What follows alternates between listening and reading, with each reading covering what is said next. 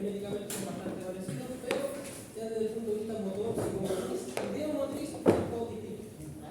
Si yo traigo acá un balón y les pido a todos que empiecen a dominar, ¿quién de acá cree que puede tener un buen, o es normal tener un buen desempeño dominando un balón?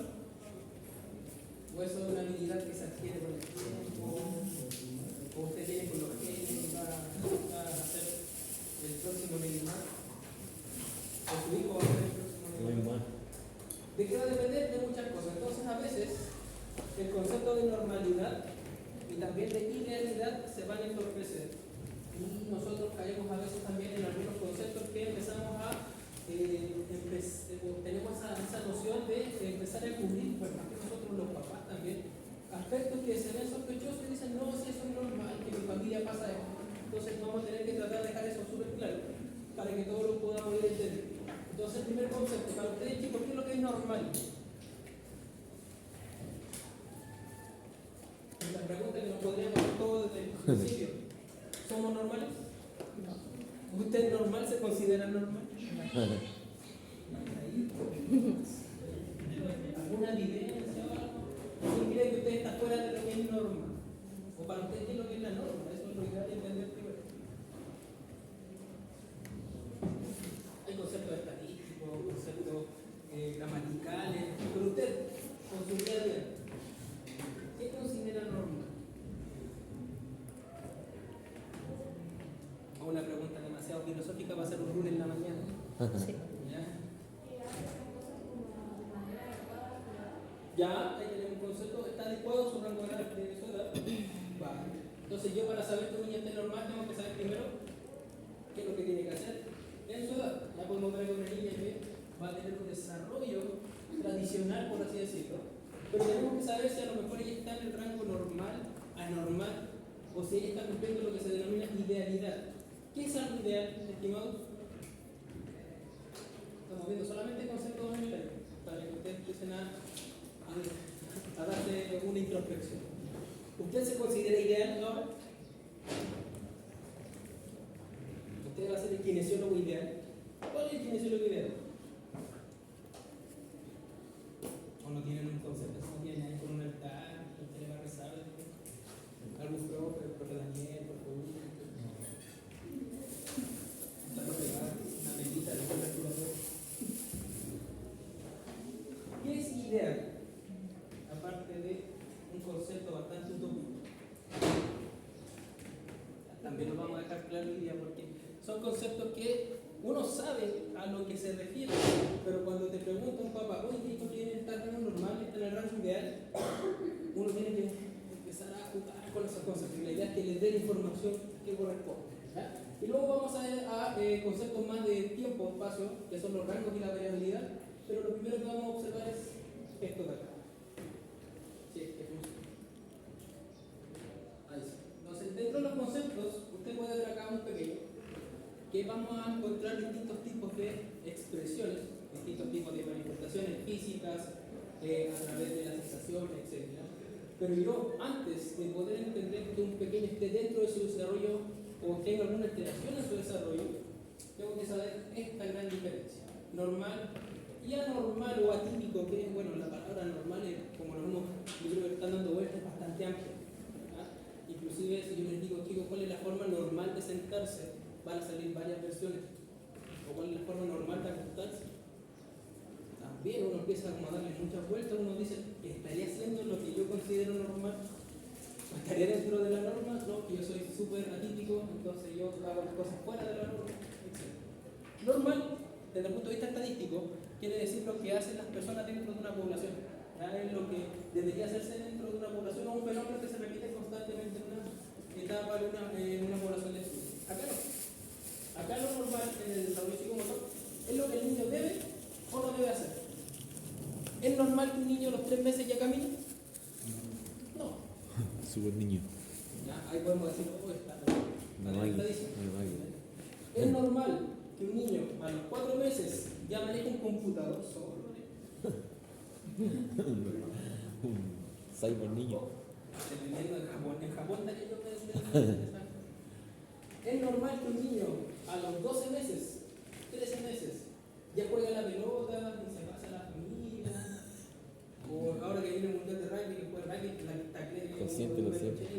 Una hueva de 12 meses.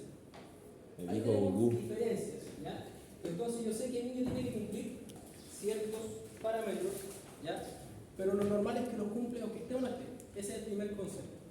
Ahora, la idealidad es otro concepto que nosotros tenemos que empezar a manejar. Porque esto es lo que es normal, dice el plan acá. Que podemos encontrar una norma central, esto en estadística lo van a tener que revisar. Pero acá arriba, ¿qué creen ustedes que podría estar dando ese concepto? ¿O qué diferencia o qué relación hay acá y acá? ¿Con cuál quieren trabajar ustedes? ¿Acá? ¿O acá? ¿O cuál quiere que sea su hijo? Este. Yo como kinesiólogo me iría por otro lado. Pero después para qué me diría. Entonces cuando hablamos de idealidad, es lo que esperamos de un usuario o un niño dentro de lo que nosotros consideremos ideal, no solamente del aspecto motor, sino que de la calidad inclusive del movimiento, la normalidad que lo haga o no. La idealidad es que pueda cumplir ciertos parámetros que yo considero que son los óptimos, los más altos. Por ejemplo, un niño a los 11 meses sería ideal, entre los 10 y 11 meses sería ideal que camine respetando todo el ciclo de la marcha. Pero es normal que el niño no cumpla ciertos parámetros porque recién está aprendiendo a caminar. Si yo me los pongo ahora, me encantaría hacer la experiencia, pero me cuesta que salgan a participar. Si yo lo hago dibujar, ¿quién acá dibuja hermoso? ¿Quién dice no, yo dibujo bien? Ya, tenemos ahí común. Pero ¿quién acá dice no, yo no dibujo no para dibujar? Porque la mayoría, si les digo ahora que hagan su propio retrato, van a empezar a... Para mí sería ideal que todos supieran dibujar. Pero no, lo normal es que algunos tengan esa habilidad y otros no, dependiendo del entorno en que se desarrollaron, de que su parte genética se expresó. Porque si a lo mejor toda su línea genética es más deportiva que artística, ya tenemos ahí un detallito, pero puede ser que usted explote esa parte artística porque su entorno lo ayudó y usted va a tener ahí una ejecución motriz distinta a su compañero. ¿Qué ocurre a nivel de evaluaciones? Muchos buscan esto. En los papás, sobre todo, se leen libros, ven reels, ven todo, no, que su hijo tiene que estar acá, y hacemos de todo acá, y se hace esto, va a ser millonario. Idealizan el desarrollo. ¿Y qué ocurre? Muchas veces sobreestimulan a sus pequeños. Y la sobreestimulación también es compleja. Tenemos que entender que hay parámetros que tenemos que cumplir. ¿Bien? Entonces, si usted está ahora en una escuela especial, por ejemplo, que muchos kinesiólogos ahora están trabajando inclusive en colegios tradicionales en el PIB, y usted tiene a 2 usuarios y tiene 2 características, usted va a tener que aprender a trabajar con los 2. ¿Sí? Y eso, estimados, es lo que se denomina variabilidad. Nosotros todos acá somos únicos y diferentes, como dirían por ahí. ¿Ya? Pero ¿por qué somos únicos? ¿Por qué son diferentes? ¿Qué hizo usted que fuera distinto al resto? ¿Le salió otra mano? Y así tiene piernas, lo están grabando y puede salir un chiste medio raro, así que no. 3 brazos. Todos tienen el mismo carga genética, todos tienen quizás distintas formas de expresarse por sus características, su experiencia. A muchos les gusta quizás la parte más histriónica, unos son más introvertidos y está dentro de la normalidad. Lo ideal es que un kinesiólogo sea extrovertido, simpático, bueno, y lo ideal es que un kinesiólogo sea 1,70 m y tenga caludo. ¿Ya? Y vemos que estamos en otra área de la idealidad, estamos en la parte más normal. ¿Okay? Y así podemos ver que estos conceptos, si bien se parecen, no son los que a veces manejan la escuela. Tenemos que nosotros educar en base a eso. Si usted tiene acá ahora esta escala, ¿qué se les viene al aliento? ¿Cómo la podrían interpretar ustedes? O alguien que me pueda dar una definición. Y ahí pueden spoilear después que esta pregunta sale en la prueba, ¿no?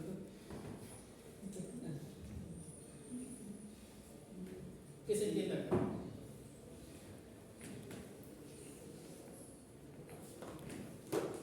Se ve como una cadena de eventos, ¿no es cierto? Como una cascada de información que estamos observando. ¿Dónde nos encontramos nosotros? Ojalá acá. Estamos entendiendo y conociendo lo que es normal, vamos a saber qué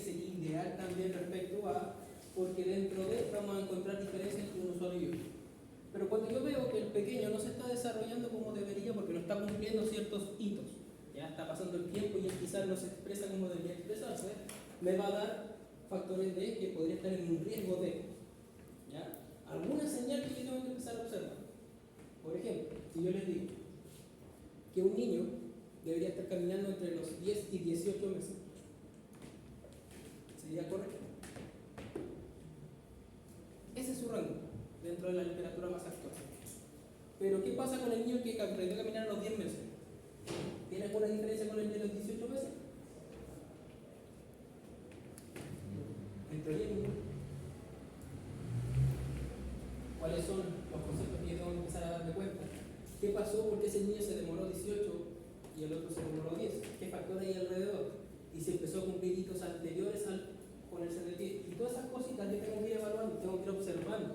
Y si hay algún riesgo, tengo que parar pesquisarlo. ¿Qué ocurre? Si yo no me fijo bien, si la familia no detecta nada porque sobreestiman algún aspecto que ellos consideran normal, por ejemplo, para algunos en la antigüedad era normal que los bebés fueran gorditos. ¿Y qué pasa cuando un bebé es muy gordito? Aparte de ser apretado, Tiene ¿qué menos factor puede movilidad. afectar? Menos movilidad. Exacto, poca movilidad. Y esa poca movilidad, ¿qué me puede generar después con el tiempo? Que el niño no se desarrolle o la parte del tono muscular y todo el tema del trofismo también tenga alguna complicación, y ahí podemos generar después algún retraso en su desarrollo, ya sea al adquirir un hito o en cumplir a cabalidad el hacer algo. ¿Sí? Han visto que las marcas son totalmente diferentes entre un niño que es dentro de su peso, inclusive algunos más delgados, pero los más gorditos se afecta el patrón de marcha. Tienden a ser rotadores internos, flexionar un poco las rodillas, empezar a movilizar su centro de gravedad casi con todo el cuerpo. Entonces vamos a ver distintas sutilezas para ojalá no llegar a un retraso. ¿Sí? Ya cuando hablamos de retraso psicomotores, que el hito no se cumple y está afectando su desarrollo dentro de la norma. Y patología acá lo puedo dar más que nada como ejemplo la parálisis cerebral. ¿Ya? El niño con parálisis cerebral no quiere decir que nació y sufrió de esa PC, ¿ya? Y desde ahí empezó toda la cascada de complicaciones. No. Un niño con PC, afectado de PC, en los primeros meses tiende a tener, por así decirlo, un desarrollo en los primeros días, porque es muy parecido a un niño sin ninguna complicación. Cuando empieza a verse que el pequeño tenga alguna complicación en las partes motoras, si bien él tiene una afección a su cerebro, es en ese momento. Y eso genera que esta enfermedad no sea crónica. En este sentido, que esta enfermedad no se vaya empeorando con el tiempo. Una PC va a seguir siendo la misma PC que tuvo el día 1 o el día 2, el daño va a ser el mismo, no va creciendo. Como uno va viendo que esto va aumentando, porque los niños con PC cuando están más grandes tienen una dificultad, porque el desarrollo motor no se está cumpliendo. No cumple un hito, no siga lo otro, y así podemos decir que dentro de la normalidad que se podría haber dicho al inicio, empezó a tener factores de riesgo que fueron estas malas posturas que adopta el niño con PC, inclusive con otras patologías, rotaciones internas, extensiones que no deberían estar, o poca movilidad, como muy bien decía su compañero, lo que va a provocar un retraso en su desarrollo motor. ¿Sí? No va a estar acorde a otro niño según su edad, independiente de su diagnóstico, y ahí recién se desencadena la patología. Entonces la patología no es que se provoque desde el inicio toda la alteración del desarrollo motor. El inicio ya comenzó antes en sí, y el niño no empezó a cumplir lo que nosotros creemos que es la normalidad, ¿ya? Los estándares que están establecidos según la norma. Por lo tanto, tenemos acá una cascada de eventos que nos van a desencadenar cómo estas patologías afectan el movimiento, las relaciones interpersonales, etc. Hay niños con PC que entienden todo. ¿Cuál es la gran complicación del niño? No puede expresarlo desde el punto de vista motor. Su cuerpo no maduró, por así decirlo, la parte motora, pero en la parte intelectual inclusive, o alguna de la parte de la interacción, la socialización es impecable. Ya son niños bastante amorosos en ese sentido. Cuando vayan a práctica, si Dios quiere, ahí van a sufrir. Y no van a sufrir porque sea difícil, sino que van a sufrir porque después hay que desapegarse de ellos, de haber estado un mes, 2 meses trabajando. Algunos no se quieren ir, y tienen que pasar de ahí al hospital y varias cosas que ocurren al momento de trabajar con ellos. Pero pasa lo contrario. Hay niños que hacen cosas que no deberían hacer acorde a su edad. ¿Qué pasa si un niño los hace antes? ¿Es bueno, hermano?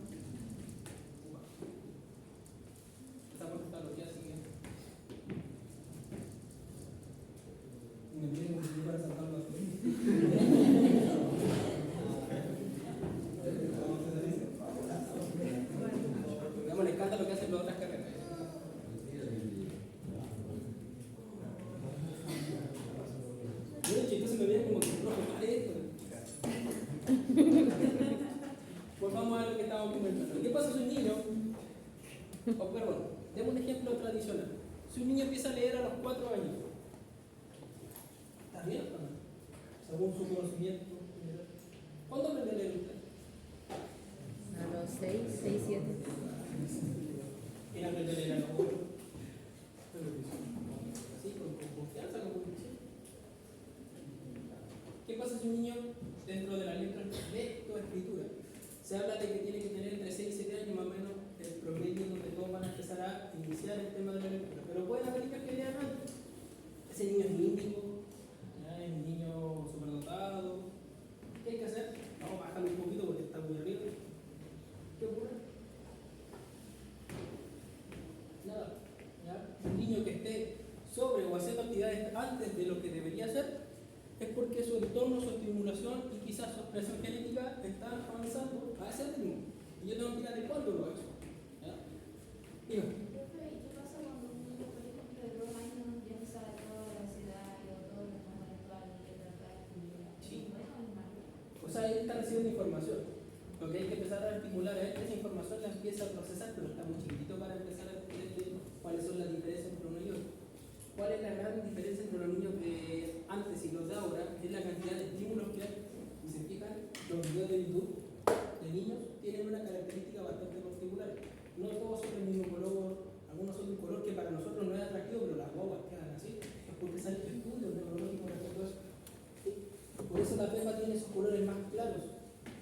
¿Han visto que no tiene un contraste tan potente la pepa? Eso no, si le tiene un trasfondo, esa pepa tiene su lado diabólico igual porque está hecha para que el niño la siga observando. Igual que un perrito con un azul, no me acuerdo cómo se llama. Mira ese niño. ¿Ya? También, ¿no has visto que no tiene ningún color claro? No es como Dragon Ball, que trasfondo y no queda cuando chico, queda casi con epilepsia. Ya. Ahora tienen ese factor. ¿Ya? Se han hecho para mucho. Pero hay niños que se lo aprenden, pero por repetición.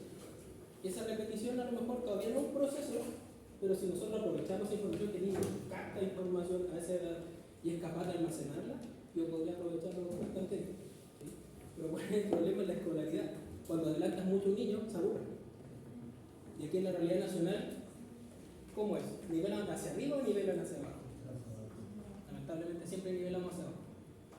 Hay niños que a lo mejor les cuesta un poquito más y la profesora ya, vamos a repetir de nuevo, y el que está allá arriba, como 2 capítulos antes del libro, ya tiene que esperar que sus compañeros vayan avanzando y eso hace que nos perdamos bastante oportunidades. Acá en Chile no estamos muy bien desarrollados. ¿Sí? Entonces, estimados, idealidad es lo que yo considero que el niño ojalá pueda hacer desde el punto de vista motor, de la expresión, de la calidad, de la ejecución, de todo. Lo normalidad es lo que el niño hace o no hace dentro de su rango etario. Riesgo es cuando ya vemos alguna complicación de lo que yo considero normal, y ahí vamos a analizar cuáles podrían ser. Retraso es cuando ya no cumple hitos y ahí se expresa la patología que pueda traer de base. Por ejemplo, el niño con síndrome de Down, una de las principales afecciones motoras es la hipotonía, por eso son tan flexibles. El niño con síndrome de Down la tiene acá arriba. Otra alteración es la macroglosia, la lengua más grande de lo normal. ¿Qué podría afectar eso? En el lenguaje. En hipotonía, si yo no lo trabajo, la fuerza. Si el niño no se mueve, menos expresión motriz va a tener. Entonces, todo eso tengo que ir observando y vamos a ir aprendiendo en la asignatura. Ahora, hay otras dos que eran estas de acá, que es el rango y la variabilidad. La variabilidad la tocamos, la hablamos ahí. ¿Ya? Pero quiero que la hagamos con un ejemplo. Estas son de tiempo. ¿Ya? Observemos la primera imagen donde podemos ver acá a un bebé que está avanzando en su desarrollo motor desde el apoyo, ¿ya? En un piso más o un nivel de apoyo más bajo, hasta ya la bipedestación. Para que ocurra esto, tienen que cumplirse ciertos hitos y cierto tiempo. Si yo a un niño de 2 meses, de 3 meses, lo estimulo para que haga bipedestación, ¿qué puede pasar? Pues bueno, hermano, como tengo su guagua, como un guagua tiene solo guagua, 6 meses ya lo va a tener de vida para romper todo estos esquemas. Tengo que cumplir ciertos parámetros. Por algo sé que hay que esperar, según promedio, según los autores, de 12 a 14 meses para que el niño llegue acá. Pero el rango que podemos encontrar en niños desde 10 a 18 meses, o sea, 8 meses, en donde un niño pueda caminar. Esa también lo dice la literatura, que tenemos que tener en consideración eso. Pero ¿cuál es el factor que yo tengo que empezar a ver como kinesiólogo? Que los hitos más fáciles de adquirir tienen rangos de dispersiones más pequeños. Por ejemplo, la sonrisa social. Esta sonrisa social aparece de los 4 a las 6 semanas. Un rango cortito. ¿Por qué? Porque es un gesto motor más pequeño. Entonces el rango de dispersión entre un niño y otro no varía entre más o menos 2 semanas. ¿Sí? Ahora, si yo veo que un niño de 4 a 6 semanas no hay sonrisa social, ¿qué yo estaría viendo? ¿Y me puedo volver acá? Un riesgo. Ya, si veo que sigue avanzando y no hay sonrisa social, ¿qué podría estar empezando usted a sospechar? ¿Qué retraso va a haber? Buenas noches. Quizás en el ámbito social. ¿Y qué patología, aunque la patología es una condición, podemos tener en niños que no tienen buena interacción con el entorno? Podemos sospechar, como solamente un ejemplo, de una condición del espectro autista. Solamente por un, y tengo que hacer un estudio mucho mayor. Pero si yo veo acá que no se cumple este rango de 2 semanas, ya yo empiezo a decir, hay algo que no está funcionando. ¿Ya? Pero ¿qué ocurre lamentablemente acá? Va a depender de los estímulos. ¿Sí? La literatura, todos los estudios dicen de 4 a 6 semanas. Pero si usted, como futura madre o padre, no quiere que su hijo interactúe con mucha gente porque anda en los bichos, está todo, y justo en esas 4 o 6 semanas usted lo tuvo encerrado, ¿con quién va a interactuar? ¿A quién le va a sonreír si usted lo tiene ahí en una burbuja? Entonces siempre hay que tener cuidado porque muchos de los neurólogos dicen, no, es que este niño no está sonriendo, no, este niño ya tiene trastornos de su desarrollo y vamos por autismo. Algunas veces no es así. Ya solamente que usted, su personalidad no le quiere sonreír a todo el mundo, usted está sonriendo toda la vida, ahora usted ve a alguien y le sonríe. Ve a alguien y le sonríe. Quizás más de alguien le saca una sonrisa, pero también hay otras personas que ni siquiera estimulan ningún sentimiento de usted. ¿Ya? Por lo tanto, eso, manejo de emociones, es más adelante. Por eso un niño con autismo no se puede diagnosticar tan pequeño. Hay que esperar a los 6 años más o menos. Pero hay que estar atento, porque si yo no hago algo en esos 6 años, pierdo un poquito de oportunidad. ¿Ya? Entonces ahí tengo que empezar a ver esto de trabajar con aspectos, conocer la normalidad, hacer estimulación, etc. La marcha, como ejemplo acá, de estar a 2 semanas de rango, la marcha tiene más amplitud, de 10 a 18 como habíamos dicho. ¿Por qué? Porque el hecho de moverse ya en motricidad gruesa es mucho más difícil de adquirir. Entonces una destreza motriz ya, por así decirlo, superior, que es la marcha, tiene más amplitud. ¿Ya?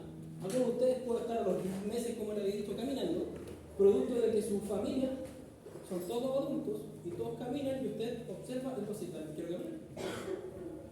O caso contrario, usted tiene un hijo y usted no quiere caminar, usted está ahí relajado con la vida.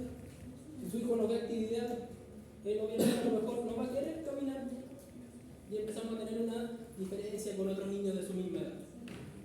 La tía en el jardín o en la sala cuna es que mi hijo no camina y sus compañeros sí.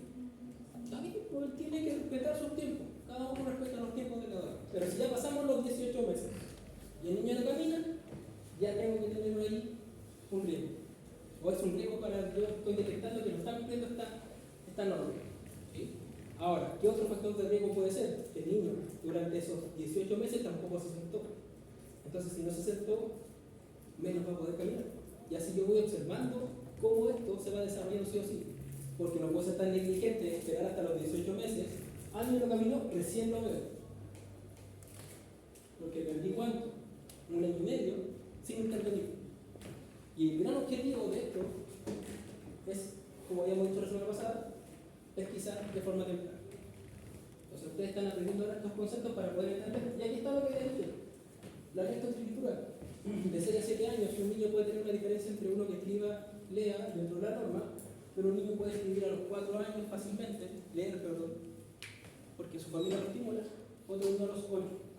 ¿Ya? Es lo que, lamentablemente, muchas familias dicen, no, que mi hijo es flojito. No quiere caminar porque es hombre. Siempre lo dicen, no, el hombre no quiere caminar. El hijo como que se ofende, pero por dentro. Pero no, a lo mejor hay algo que no quiere que el niño camine, a lo mejor le falta estimulación, la familia no es quizás un factor ambiental positivo, nunca sabemos el entorno, esas cosas también es importante saber. Pero todo esto va a depender de que yo haga una cosa estimulen, los genes se expresen y el pequeño pueda tener esa oportunidad de poder expresarse. Si yo veo que un niño caminó a los 10 y otro niño caminó a los 18 meses, pero cumplió todo su desarrollo, están dentro de la norma. Normalidad. Cumplieron los rangos. Pero que uno camine a los 10 y otro a los 18 es lo que habíamos dicho que es la variabilidad. ¿Ok? Es lo que nos va a o nos separa de una persona buena. ¿Ya? Si les pregunto a ustedes ahora acá, ¿cuántos ustedes saben a qué fecha real caminaron? ¿Tienen fotos? Porque ahora sacan fotos, sus generaciones tienen fotos de todo. Si le preguntan a sus familias, yo creo que se acuerda la mamá cuando caminó. La norma sería, o lo ideal es que todos hubieran caminado a la misma fecha porque son todos casi de la misma generación. La normalidad es que sabemos que unos lo hicieron antes o después, o unos caminaron, otros no caminaron. ¿Ya? Y la variabilidad está presente en ustedes mismos. ¿Ya? Que niños vayan teniendo distintos desempeños porque su función motora fue más estimulada o menos estimulada. Y aquí aparecen famosos elementos que vamos a nombrar, como ejemplo la del andador, ¿ya? El estar o sentarlo con todos sus apoyos. ¿Ya? Esto es para saltar, un canguro, saltarín. Todo eso lo que hacen no facilitan esto, ¿ya? Al revés lo perjudica. Ahí vamos a ver el motivo que el profe también tiene que darle ese dato. En esta imagen, si usted ve acá, en su curso cuando trabaje, ve que uno de los niños hace esto y los demás solamente hacen eso. ¿Qué va a tratar de hacer usted? ¿Le va a botar el castillo? No, tiene que hacerlo así. Como la educación nacional. Para pensar esto. ¿O qué va a aprovechar usted? Siempre la parte motora, chicos, trata de nivelar siempre pero hacia arriba. Si el pequeño lo cumplió a los 10 meses o a los ya 2 años y empieza a tener una buena coordinación fina, vamos potenciando eso. ¿Ya? Insisto, sin sobrecargarlo, porque si yo sobreestimulo, también, en este caso, sobrecargo el sistema nervioso central. ¿Ya? Y otro aspecto que tengo que tener en consideración al momento de yo saber estos rangos es con los niños prematuros. Los niños prematuros, usted ya vimos la edad prematura, la edad corregida, no se olviden de eso. Siempre que ustedes escuchen el término que el niño nació con prematurez o es prematuro, usted, ya, puede tener que corregir su edad porque tiene que ir acorde a su desarrollo del sistema nervioso. ¿Ya? El sistema nervioso tiene su ciclo, tiene su tiempo de desarrollo, ¿ya? Y aunque lo saquen antes, el sistema nervioso no va a acelerar en este caso, su actividad. Él va a cumplir, si salió con 2 meses antes, en esos 2 meses que faltaron, él va a estimularse. Ya después, pasado ese tiempo, a lo mejor ya empezamos a tener diferencias con niños de su edad. Pero si yo respeto lo que es normal, lo que es ideal, voy viendo los rangos, pero acordes a un prematuro, no tendría mayores complicaciones. ¿Sí? ¿Cuáles son las mayores complicaciones desde el punto de vista de la prematurez? La parte respiratoria, dicen algunos. Ya, la parte respiratoria puede ser como lo más débil, pero la parte intelectual se ha demostrado que no tanto. Últimamente se pensaba que sí, pero no, hay niños prematuros que son súper rápidos, súper rápidos. ¿De qué va a depender todo eso? Nuevamente de estímulo, ¿ya? De la famosa estimulación temprana. ¿Okay? Sin sobreestimular también, cuando tengan a su hijo, no le decoren la pieza con todas las figuras del mundo con los colores que usted quiera. No, para usted está lindo, pero para él es mucha información. O que usted tenga un bebé de 3 meses, hoy mira la clase que hace, y la boba se para, y lo hace por reflejo. Está así con las patitas piezas. No, y si camina, y la boba no está sobreestimulando. ¿Sí? O jugar muy brusco, que eso es lo más duro uno, ¿ya? Porque no provocar más daño. Pero hay cosas que yo tengo que ir respetando, ¿ya? Pero insisto, estos conceptos nos van a ayudar. ¿Dudas hasta acá respecto a esta amiguita? Estos conceptos que quede en la evidencia y cuando usted lea, y ojalá ahora usted busque en sí, ¿soy normal? Sí, es normal. Va a dar apoyo moral para que se la sienta normal. Ideal, no sé. Ustedes son normales tirando para funcionales, ¿ya? Como todos. ¿Ya? No, creo que encontramos, insisto, la idealidad de esto es casi lo utópico, es como casi tener nosotros buscar una referencia mucho más allá. yo quiero ser más alto, yo quiero ser más chico, yo quiero ser rubio, yo quiero ser... Y ahí usted tiene cada uno su concepto de ahí. Pero la normalidad ustedes son todos normales, funcionales a su ritmo, son todos distintos, por eso hay variabilidad. Todos tienen rangos de aprendizaje, inclusive ahora lo podemos decir acá en la universidad distintos, uno aprende más rápido, otro aprende más lento, unos trabajan en grupo, otros trabajan de forma solitaria y de no se expresa la variabilidad. ¿Sí? Si vemos ahora esto de acá, todos estos estimados desde acá, desde la sonrisa y la fijación visual hasta ponerse de pie, todos estos fenómenos le ocurren a un bebé en un año. ¿Ya? A usted en un año, ¿qué cambios ha tenido en este último año? Un montón de cosas. Pero en el caso del ámbito motor, el primer año es donde el niño desarrolla todas las habilidades motrices iniciales. ¿Ya? Empezar a dominar, conocer su cuerpo, para después desarrollarlo más adelante. Pero si fijan, esto es lo que se denomina el espiral de desarrollo en el primer año. Pero dentro de todos los hitos siempre hay pequeños espirales, ¿ya? Para entender el proceso del desarrollo motor. Y por qué es importante que usted conozca paso a paso el desarrollo motor. Hay muchos pasos previos que son fundamentales para pasos que vienen más adelante. Si usted no cumple o no cumple a cabalidad uno, ¿ya? El que sigue le va a costar más, el que sigue obviamente le va a costar mucho más, y así. ¿Okay? Es como la universidad en sí, ¿ya? Los primeros niveles en teoría son más difíciles, o en teoría son más fáciles. ¿Ya? A medida que vamos avanzando, ya en cuarto y quinto se debería lo más difícil. Pero eso es como lo que uno lo observa. ¿Ya? Tiene cierta complejidad, pero usted va adquiriendo habilidades que le permiten cumplir un prerequisito o otro prerequisito y así voy a avanzar. Pero hay cosas que a veces los papás, los usuarios no van a entender si usted no se lo explica. Como por ejemplo, estimar. ¿Qué relación hay acá y acá? ¿Qué relación tienen ustedes desde el punto de vista motor? ¿Se relacionan o no se relacionan?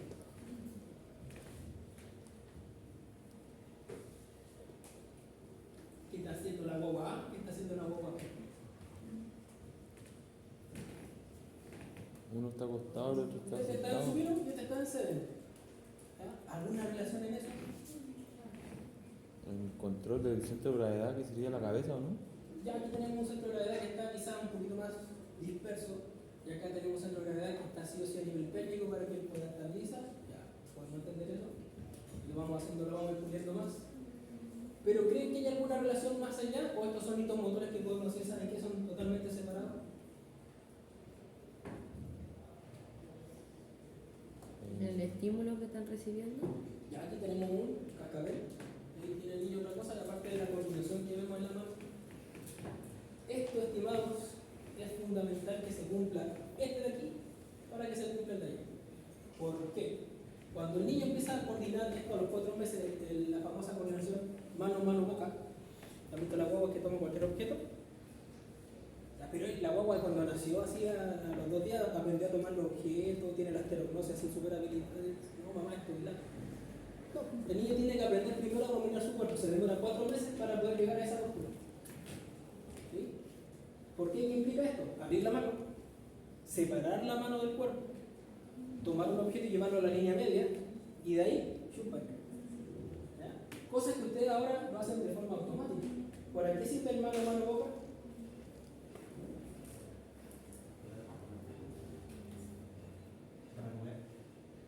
Para alimentarse. ¿Para qué trae las cosas hasta la línea media? Para acercarle, para poder alimentarse. Por eso la guaguita ya a esta edad es genial porque lo ven con la mamá de la sopa. Ya al principio no están ahí, se les cae toda acá no están, y tú te vas a dar una vuelta y todavía está ahí. Esa coordinación o esa activación muscular es necesaria porque cuando está en supino y empieza a trabajar esta coordinación mano-mano-boca, aparte de trabajar la extremidad superior, trabaja el abdomen y empieza de forma refleja a activar la musculatura de la extremidad inferior. ¿Han visto que las guaguitas se tienden a tocar las piernas y todo? Si usted empieza a ver esta figura como un ejercicio, ¿qué está haciendo acá la guagua? Los ejercicios que usted hace en el gimnasio, ¿qué está haciendo acá? Un crunch. Está haciendo un ya, o un abdominal antiguo, ¿ya? Pero también lo hace de forma, por así decirlo, excéntrica con los pies. Al hecho de flexionar y estirar las piernas, él necesita activar su musculatura. Aquí activa la musculatura de la pelvis, del abdomen, que si la sigue trabajando, le va a favorecer para mantener un buen sedero. ¿Qué ocurre acá? ¿Qué pasa con los papás cuando el niño está así? ¿Dónde lo colocan? Cuando está en esa posición. O cuando está sentado. ¿Qué tienden a colocar para decir que el niño no se vaya acá? Almohada. Lo llenan de cojines. Entonces están interrumpiendo el proceso de que esto que él lo está activando de forma casi, por así decirlo, refleja casi como un dominio. Acá ya lo está expresando con un dominio, pero si yo le coloco cojines, no va a poder dominar esa posición de forma autónoma, fácilmente. ¿Sí? ¿Qué otra cosa acá? Cuando lo ven en esa posición, ¿dónde la mamá lo posiciona? No, la mamá, dejémosle el papá no.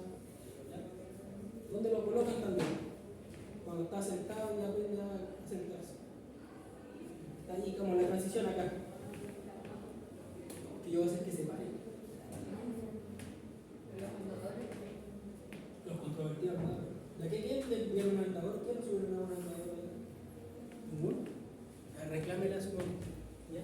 Si usted tiene inestabilidad en la pelvis o falta de fuerza en las extremidades inferiores con el abdomen, es por lo colocar en el andador. Ya en vez de estar aprovechando esta oportunidad de que el niño esté activo, lo colocan en el andador que cae todo el peso de la gravedad, aparte de las caderas se van hacia afuera, tiene un montón de complicaciones.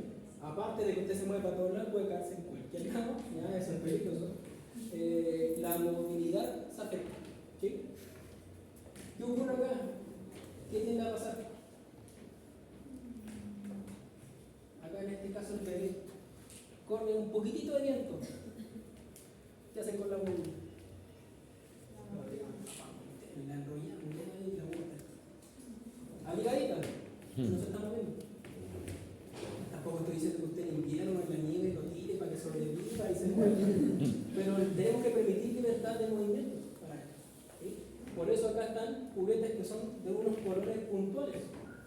Si ustedes se fijan, los colores de los juguetes de los niños tienen ciertas características. Tienen sonido, ¿ya? Porque van estimulando varias cosas. Pero lo que nosotros queremos como kinesiólogos es que el proceso del desarrollo se vaya cumpliendo. Si son mamás primerizas, tienden a tener estos, por así decirlo, no son errores, pero son estas confusiones que usted como profesional se las explica. Y el segundo anda libre por la vida y el tercero con suerte se acuerdan del nombre, pero es por la experiencia. Cuando sean padres o madres ahora, ¿no? Se van dando cuenta que esa experiencia le va dando ciertas libertades. ¿Ya? El niño tosió al pediatra, mamá primeriza o papá primeriza. El segundo tosió, no, tranquilo. Tosió 2 veces, ahí recién como que ya te analizan. No, si yo le puedo dar este remedio, la típica que se da. Pero son cosas que te dan la, como le decía, la experiencia para ir igual, la parte motor.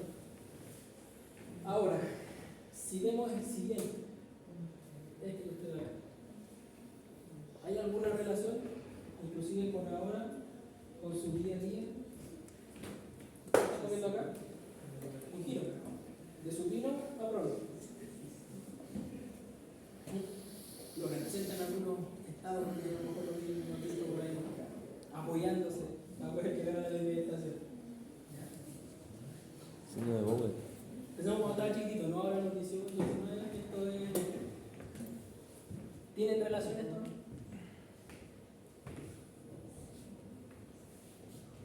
Ustedes giran en la cama. Hacen, se tiran nomás. Así como no. Cuando uno hace un giro, motrizmente, ¿qué es lo que hace? ¿Qué activa? Usted está acá, acostado, imagínense que está en supino. Imagínense que está en supino. Tiene el teléfono acá. Usted no acepta. Porque no es su mano algo. Se da vuelta, va a tratar de acá. ¿Qué trabajo está haciendo? Si no llega, ¿qué es lo que hace? Acomoda su pelvis, flexiona las piernas. Vaya fijándose en los movimientos que usted hace de forma casi automática, porque ustedes automatizan todo, o todos automatizamos todo para gastar menos energía. Pero para girar, fíjense acá, el niño para poder estar de supino a prono tuvo que activar la musculatura tanto extremidad superior como extremidad inferior, ¿ya? Y la pelvis con la parte abdominal para girar. Eso lo tenemos claro.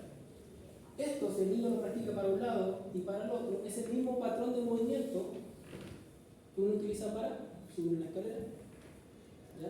Para caminar en un inicio, o inclusive para trepar cosas. Si están trepando ustedes acá está entrenando eso. ¿Sí? Entonces los bebés, ¿qué ocurre? Muchas veces, ¿cómo los tienen? Casi todo el día. En supino. Pero si el bebé se da vuelta, ¿qué es lo que hace? No vuelven a dar vuelta. Lo vuelven a poner en supino. Porque ¿qué demora que una guagua esté boca abajo? Se va a ahogar. ¿Ya? Eso es un punto. El prono, estimados, es uno de los mejores o las mejores posiciones para el bebé, tanto en la parte motriz como también en la parte ventilatoria. Ya le permite manejar los flujos, etcétera, etcétera, porque el supino es una de las peores posiciones que existen. ¿Ya? Incluso ustedes yo creo que se han dado cuenta, si están acostados y cambian de posición y están en supino todo el rato, se van a levantar y dicen que pesa algo, ya es porque el supino no es muy agradable. Siempre usted busca posición intermedia. Hay algunos que el prono no lo toleran, te lo colocan boca abajo y se ahogan, producto de que a lo mejor no estuvo mucho tiempo en esa posición. O los peores que lo sientan, lo dejan así, se sientan en posición pobre, como dice el profesor, como le van a enseñar. La peor posición, inclusive hasta para los pacientes. Ahí lo voy a explicar más adelante el porqué. Entonces, si ustedes van al hospital, como ven a todos los usuarios neurológicos, un supino, tiene una intraconataria. Si conoce más o menos todo el fenómeno que ocurre al estar en supino. ¿Vale? Los niños pasa lo mismo. Si usted tiene un bebé y no solamente, no solamente lo deja estar en un solo lado, no lo permite porque le pone a usted cojincito acá, toallita enrollada para que no se vaya a girar, o usted va a hacer otra cosa, ya está inhibiendo ligeramente un patrón de motricidad que en este caso acá, usted dice, pero ¿para qué necesita que gire? Ya gire una vez. Todo el entrenamiento que está haciendo ahí es para poder cumplir después de mejor manera una posición alta, que sería poder pasar de una posición baja a una más alta, ¿ya? Y controlar todo eso con un anticuerpo y luego con otro empezar a distribuir cargas. ¿Ya? Insisto, los niños no lo ven y están jugando. El niño está aprendiendo, lo hace a través de la idea de moverse. ¿Sí? Pero nosotros como kinesiólogos tenemos que orientar a él. Los pequeños ojalá tengan la mayor cantidad de experiencia motriz, sobre todo en la parte inicial, para que él pueda empezar a dominar lo que sigue.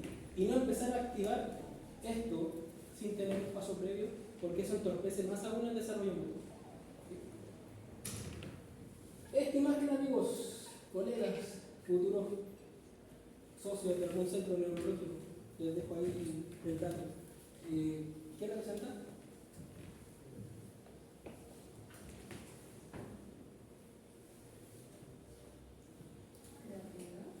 La creatividad. Cuando alguien es creativo, ¿por qué? ¿Ustedes cuándo son creativos? Cuando llegan tarde, ahí se sale toda la creatividad. ¿Cuándo más le aflora la creatividad? Cuando están enamorados, hay cosas que no han hecho antes. ¿Ya? ¿Cuándo más son creativos? Si ahora en el temblor hubiera sido un temblor cuántico, se hubiera cerrado la puerta, ¿cómo hubieran salido acá de la sala? Tiramos a alguien así para caer encima, eso es creatividad también. Usar las cortinas. ¿Qué representa la creatividad? Ya que estamos hablando de eso. La emoción, ¿no? Tener más de, en este caso, de herramienta de información que yo puedo aprovechar para poder dar, en este caso, una respuesta. Pero eso es lo que representa, estimados, en la neuroplasticidad. Ustedes yo creo que es un término que lo han escuchado. Esa neuroplasticidad, ¿dónde es mayor? ¿O dónde está presente? ¿El niño o el adulto? Está presente en ambas edades, por así decirlo. En los niños mucho más representada, ¿okay? Porque los niños tienen mucha más plasticidad al momento de recibir información. Usted ya tiene un sistema nervioso más maduro, pero no quiere decir que pueda cambiar. Ahí están las costumbres, la cotidianidad, etc. Es lo mismo, si usted hace lo mismo, el mismo estímulo cada rato, el niño va a aprender a utilizar su cuerpo en esa sola vía. ¿Okay? Entonces, ¿qué hay que hacer? En el caso de la estimulación es tratar de trabajar todo el sistema nervioso, pero repitiendo, aquí se contradice un poco, pero repitiendo sin repetir. ¿Cuándo uno repite sin repetir? ¿Ustedes van al gimnasio y hacen la misma rutina siempre? No. ¿Ustedes en su día a día hacen la misma rutina siempre? ¿Ustedes en el día a día almuerzan lo mismo? Dependiendo del estado universitario, yo creo que si algunos que vienen de afuera, más que yo. Algo menos doloroso. ¿Ustedes tienen las mismas clases todos los días? ¿Tienen es distinto. El sistema nervioso trabaja de la misma manera. Usted para una función motriz puede tener varias vías de ejecución motora. Pero ¿cuál es el problema? Siempre trabajamos con una, priorizamos una. Si usted va a los caminos de la facultad, van a ver que hay un jardín hermoso, ¿cierto? Un jardín, ¿ya? Que algunos en vez de darse el trabajo de girar y irse por el camino, acortan y se van por el camino y dejan una huella. Pensemos eso como una neuroplasticidad. Si usted hace un recorrido, va a dejar marcada esa función motora y el sistema nervioso va a ser fácil de poder agarrar por ahí.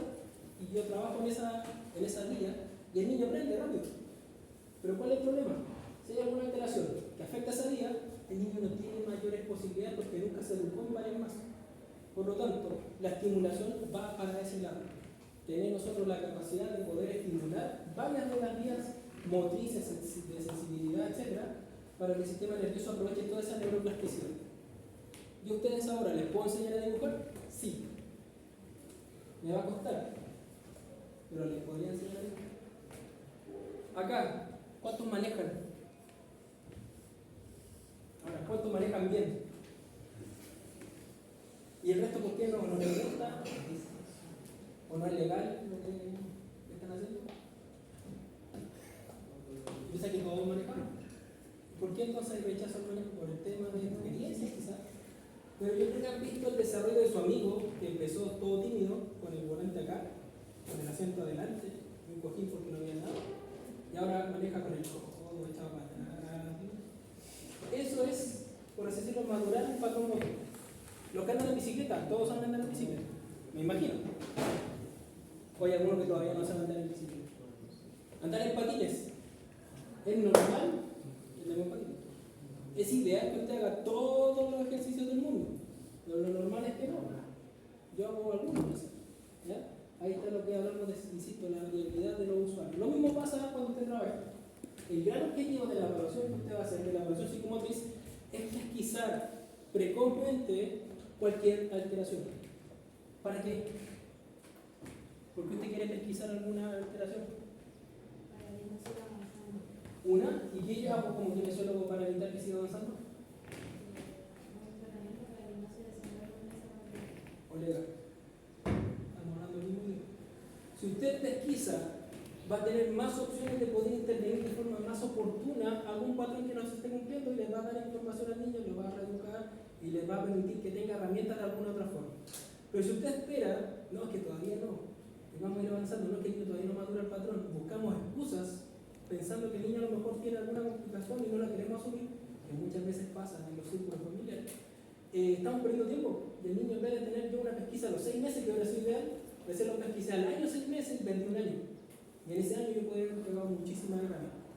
Por lo tanto, ustedes como kinesiólogos chicos tienen que aprovechar esto, el factor neuroplástico en los niños. ¿Ya? En los adultos, la psicomotricidad en adultos casi nadie habla también. Pero ¿cuál es la diferencia? En los niños están aprendiendo algo desde cero. En los adultos están recuperando la información que ya tenían para poder trabajar. Eso también es neuroplasticidad. ¿Sí? Por lo tanto, el desarrollo motor no lo dejemos solamente enfocado al niño. Sí, es lo que más vemos. Pero si yo estos aspectos psicomotores, cualquiera de los que trabajen, lo veo en un adulto, también lo tengo que trabajar de la misma forma. ¿Sí? ¿Y cómo yo voy a pesquisar? A través de test. ¿Ya? Estos test de evaluación que me permiten estandarizar. ¿Saben que el niño está en este nivel? Y a mí me permite también tener una pesquisa de poder saber, ¿sabes qué? Yo en mi inicio del tratamiento, el niño estaba en 1, le hice todo mi plan de tratamiento y a los 3 meses está en 2. ¿Ya? Y a los 6 meses siguen 2. ¿Qué información me dio? Es que el tratamiento es más efectivo en la primera etapa y no tanto en la segunda.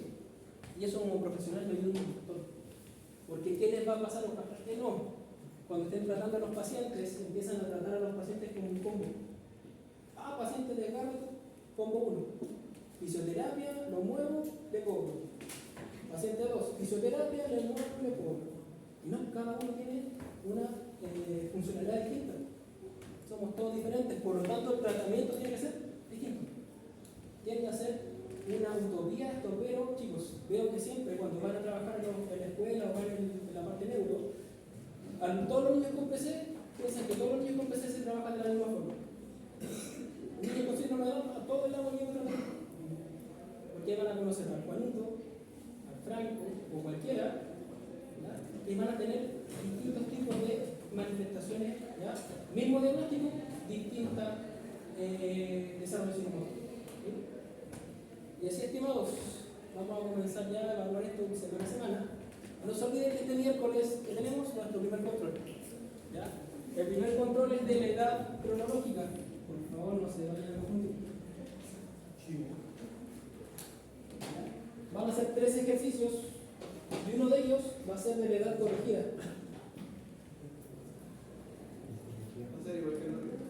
Igual que hicimos la otra vez. ¿Ya? Pero ¿qué tienen que traer ustedes? Un calculador. El celular no va a servir. El que trae el teléfono ya va a tener que esperar que algún compañero de su la calculadora y va a traer en un estrés ya para usar. Calculadora la más básica que tengan, esas solares, esas que suenan, mejor todavía si suenan, ya para estimular como ustedes me tratan.